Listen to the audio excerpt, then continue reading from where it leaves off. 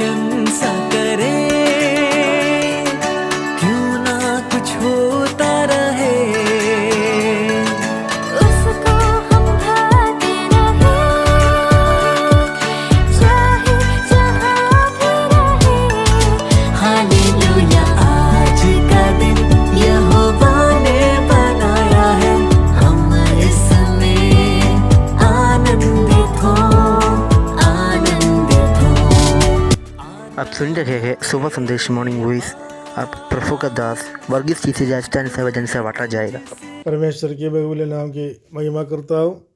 सुबह संदेश कार्यक्रम में हम सबको एक बार और स्वागत करते हैं। आइए आज के विचार के लिए हम निकालेंगे पहला यूहन्ना की पत्री 5वें अध्याय की 6 से 12वीं आयत तक। 1 जॉन चैप्टर 5 वर्स 6 to 12। समय की कमी के कारण मैं इसकी 12वीं आयत अभी पढ़ना चाहता हूँ। जिसके पास पुत्र है उसके पास जीवन है, और जिसके पास परमेश्वर का पुत्र नहीं उसके पास जीवन भी नहीं। प्रभु के नाम की महिमा हो।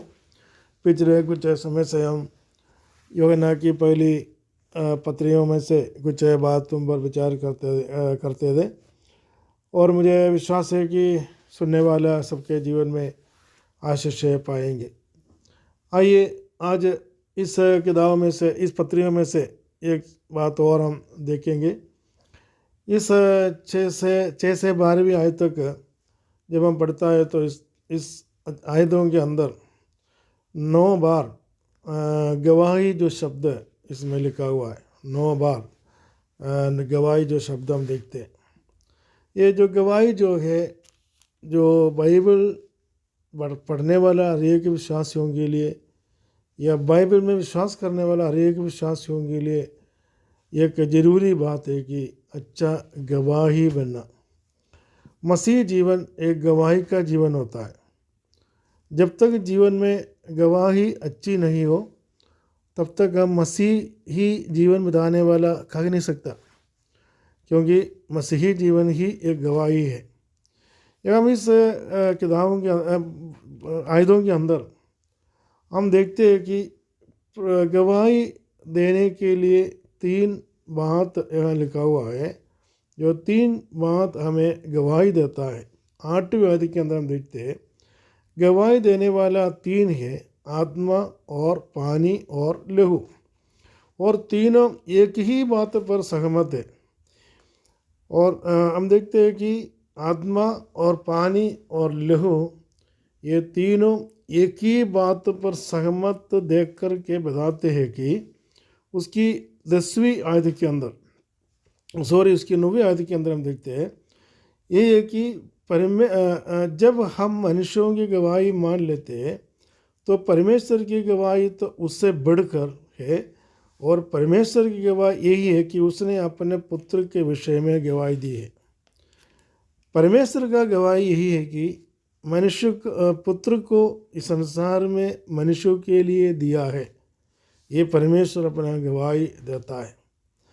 हम देखते हैं कि दुनिया में हर एक व्यक्ति को एक दिन परमेश्वर के समूह में खड़ा होना पड़ेगा, न्याय की सिंहासन पर खड़ा होना पड़ेगा। इब्रानियों की पत्री 9 अध्याय 27 आयत के अंदर हम देखते हैं कि एक बार मरना, इसके बाद न्याय होना सबके लिए नियुक्त है। सभी को परमेश्वर के सामने और न्याय के सिंहासन के सामने आकर अपना अपना कामों के अनुसार अपनी गवाही देना पड़ेगा। तो उस समय की परमेश्वर का गवाही यही है कि परमेश्वर अपना एकलौते पुत्र को इस संसार में दे दिया। ये परमेश्वर का गवाह है। ये जो आत्मा और पानी और लहू इस बातों का गवाही देते हैं। मनुष्यों के लिए ये सब कुछ हुआ है, मनुष्यों के लिए ये सब कुछ दिया है, मनुष्यों को भी इसकी बातों पर गवाही देना पड़ता है।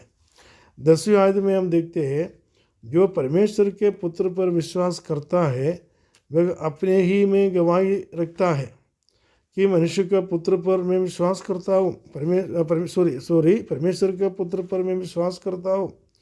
यही है कि परमेश्वर का पुत्र प्रभु यीशु मसीह है, और यीशु मसीह ही हमें अनंत जीवन देता है।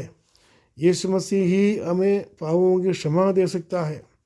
यीशु मसीह ही हमें परमेश्वर का संतान बना सकता है। ये 11वें आयत के अंदर इस बातों को हम स्पष्ट रीति में देखते हैं। और वह गवाही यही है कि परमेश्वर ने हमें आनंद जीवन दिया है। ये एक अच्छा गवाही है प्यारे मित्रों, ये कि जो मसीही में जीवन बिताने वाला हरेक को या मसीह कहने वाला हरेक को यही गवाही देना पड़ेगा, पिता परमेश्वर मुझे अपना पुत्र यीशु मसीह को दिया इसलिए कि मैं परमेश्वर का संतान बन जाए और मैं परमेश्वर से आनंद जीवन पाए। 11वें आयत के अंदर हम इस बातों को देखते हैं कि परमेश्वर ने हमें आनंद जीवन दिया है और यह जीवन उसके पुत्र में है। प्रभु यीशु मसीह के द्वारा हमें आनंद जीवन दिया। ये गवाह है कि हम दुनिया में हर एक व्यक्तियों के पास में जाके ये गवाही हमको देना पड़ता है।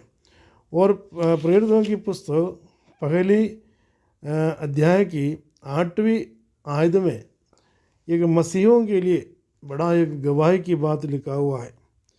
ये है कि परंतु जब पवित्र आत्मा तुम पर आएगा तब तुम सामर्थ्य पाओगे और यरूशलेम और सारे यहूदियों और सामरिया में और पृथ्वी के छोर तक मेरे गवाह होंगे। देखो, एक मसीही जीवन बताने वालों को हर एक जगह में भेजकर इस बातों को परमेश्वर गवाह देते हैं कि परमेश्वर का पवित्र आत्मा हम पर आए और हम परमेश्वर का गवाही देने के लिए परमेश्वर ने हमें बुलाया, अलग किया हुआ है।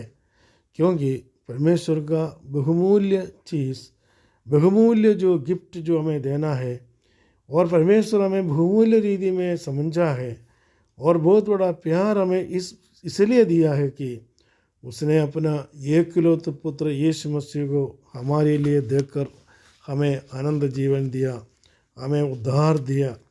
ये कोई भी छीन कर नहीं ले जा सकता। एक सौभाग्य कि मनुष्य को आनंद जीवन पाया है और इसके लिए आनंद जीवन पाने के लिए हमें बुलाया है।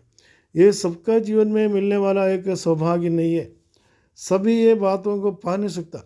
सबके पास ये बातों का स्पष्ट नहीं है कि मैं उद्धार पाया, मुझे आनंद जीवन मिला है। ये सब लोग नहीं बता सकता।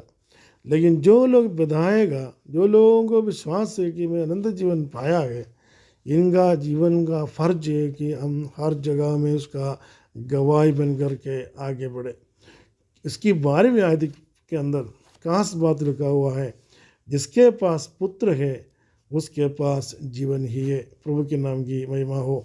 जिसके पास पुत्र है उसके पास जीवन है और जिसके पास परमेश्वर का पुत्र नहीं है उसके पास जीवन भी नहीं है। हाँ, कितनी स्पष्ट रीति में इस बातों को लिखा हुआ है। इसलिए कि हम एक सौभाग्य व्यक्ति है, या इसलिए हमें बड़ा एक फर्ज परमेश्वर दिया है कि हम जाके गवाही दें। क्योंकि जिसके पास पुत्र है उसके पास जीवन है। यीशु मसीह कहा, मैं पुनरुत्थान और जीवन हूँ और मैं तुम्हें आनंद जीवन देता हूँ और मैं जीवन देने के लिए संसार में आया। मैं तुम्हें परमेश्वर का पास ले जाने वाला है। जब जीवित व्यक्ति ही, जो जिसके पास जीवन है, वही ऐसा कर सकता है। और हमें भी एक जीवन देने वाला, जीवन मिलने वाला व्यक्ति बना के परमेश्वर में प्रेम किया। परमेश्वर का गवाही बनकर आगे बढ़ने के लिए परमेश्वर में सहायता करे, मदद करे। उसके लिए आइए हम अपना जीवन को प्रभु के हाथों में सौंप दे, समर्पित करें। प्रभु के नाम की महिमा हो।